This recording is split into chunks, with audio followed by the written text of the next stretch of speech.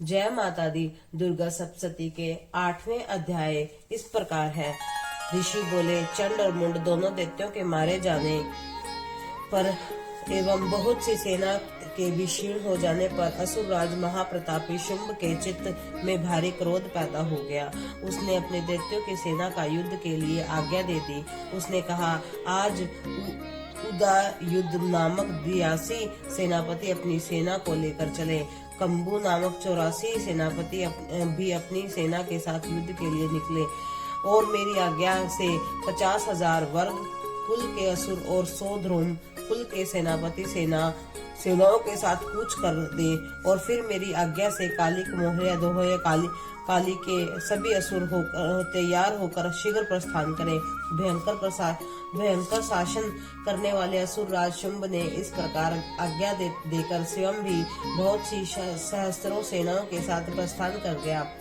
जब चंडिका ने देखा कि अब इस ओर भयानक सेना आकर के लेकर निशुंभ आ रहा है, तब तो उन्होंने अपने धनुष के टंकार करके पृथ्वी आकाश के मध्य भाग को गुंजा दिया। हे राजन, उस समय सिंह ने भी बड़ी भारी गर्जना की। फिर अंबिका जी ने घंटा बजाकर उस गर्जना की ओर बढ़ा दिया।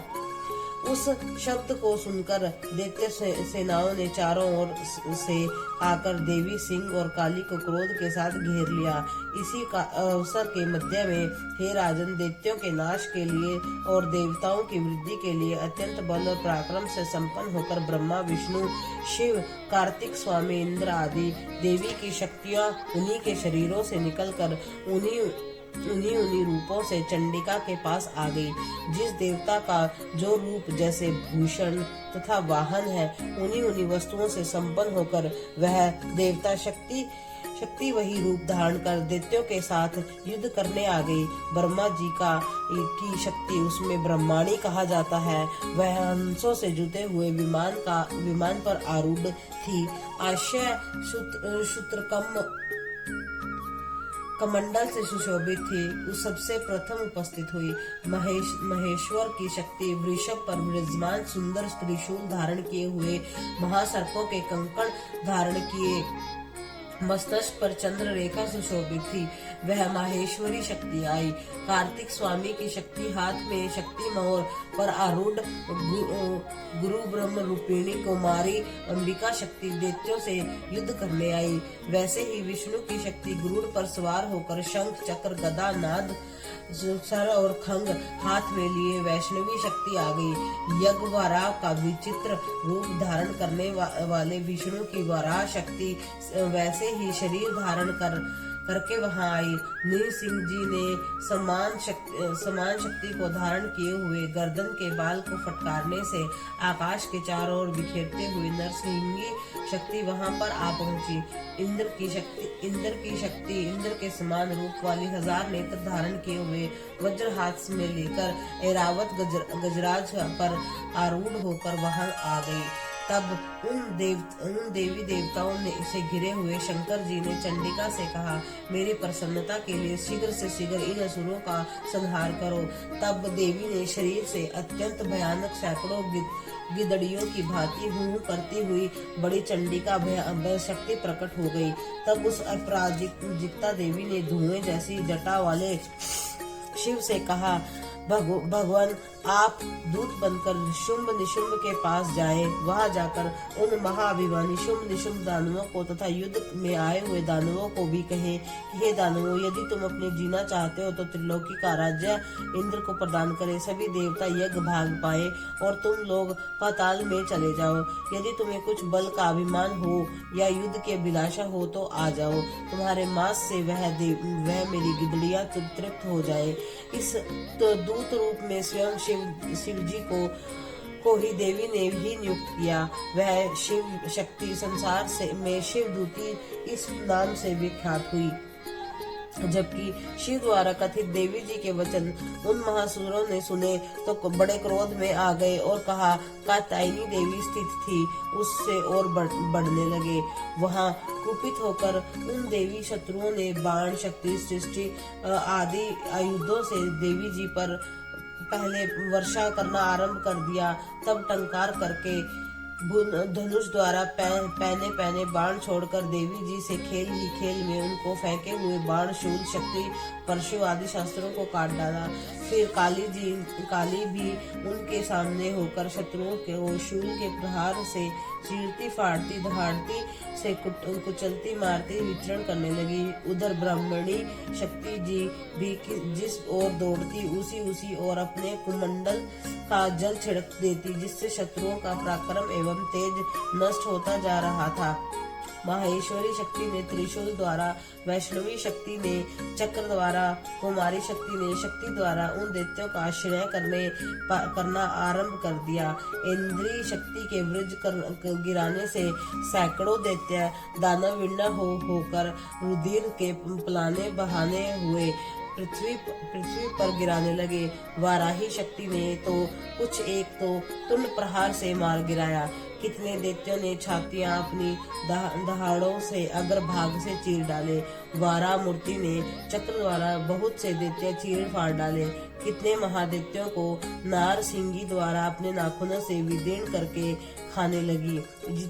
जितने दैत्य शिवदूती के कठोर आष्टा से भयभीत होकर पृथ्वी पर गिरते गए, फिर उन्हें वह खाती गई। इस प्रकार वह अत्यंत कुपित होकर अनेकों उपायों द्वारा बड़े बड़े दैत्यों को मारते हुए मातृगण को देखकर देव शत्रुओं के सैनिक भागने लग गए। उन दैत्यों को मातृगण से पीड़ित होकर भागता हुआ देखकर क्रुद्ध हुआ महाअसुर रक्त बीज युद्ध करने के लिए आ गया। रक्त बीज के वज्र शरीर से एक भी रुद्र बिंदु उस पृथ्वी पर गिरती, तब उसी के समान बलवान दूसरा असुर पैदा हो जाता। उस महाअसुर ने आकर इंद्र शक्ति के साथ युद्ध किया। वह इंद्री शक्ति ने अपने ब्रज के द्वारा रक्त बीज की ताड़ना की। ब्रज के लगते ही उनके शरीर से बहुत सारा रुद्र बहने लगा। रुद्र की एक एक बूंद से एक एक योद्धा पैदा हो गया, जिनका रूप पराक्रम रक्त बीज के समान था। जितना भी रक्त की बूंदें शरीर से गिरी थी, उनके उतने ही सुदृढ़ बलवीर पराक्रमी पुरुष उत्पन्न हो गए। वे रक्त से उत्पन्न होकर पुरुष भी अत्यंत भयानक शस्त्र अस्त्रों से सुसज्जित मातृगणों के साथ लड़ने लगे। फिर इंद्री ने वज्र से उसका सिर सख्त कर दिया, उससे रुद्र भय उठा। तब हजारों पुरुषों उस रुधिर से पैदा हो गए। वैष्णवी शक्ति ने चक्र द्वारा उसे मारा। इंद्री ने गदा द्वारा असुरराज की ताड़ना की। वैष्णवी के चक्र से शत होने पर उसके शरीर से जो ही रुद्र स्त्राव हुआ, उसने हजारों उसी के समान महाअसुर पैदा हो गए, जिसने संपूर्ण जगत भर गया। कुमारी ने शक्ति से उसे मारा। वाराही ने तलवार से, माहेश्वरी ने महाअसुर रक्त बीज को त्रिशूल से हनन किया।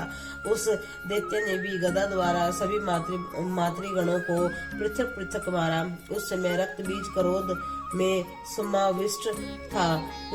शक्तिशूल आदि आयुधों से कई बार विषित होने पर उसने शरीर से रक्त प्रवाह से पृथ्वी पर गिरते हुए सैकड़ों असुर उत्पन्न हो चुके थे।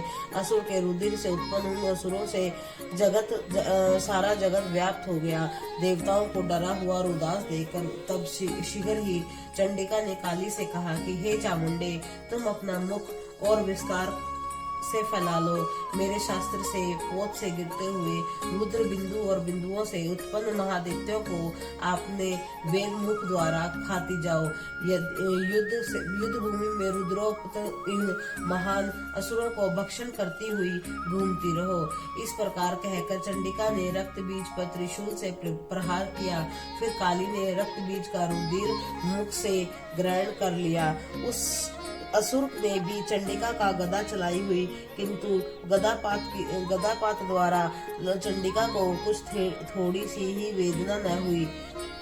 रक्त बीज ने शत विषक्त शरीर से जो बहुत सा रुद्र गिरने लगा, उसे चामुंडा मुख द्वारा पीती गई और रक्तपात दैत्य उत्पन्न हो गए, वे भी मुख में डालती गई। इस प्रकार चामुंडा ने सभी दैत्य खा डाले और रक्त बीज का रुधिर भी पी डाला। तब देवी ने शूल, वज्र, तलवार, सृष्टि आदि आयुधों से हीन उस महासुर रक्त बीज को मार डाला। शस्त्र समूहों से आहत होकर वह पृथ्वी पर गिर पड़ा। हे राजन, रुधिर तो उसका चामुंडा ने ही पी लिया था। उसकी मृत्यु होने पर देवता परम प्रसन्न हुए।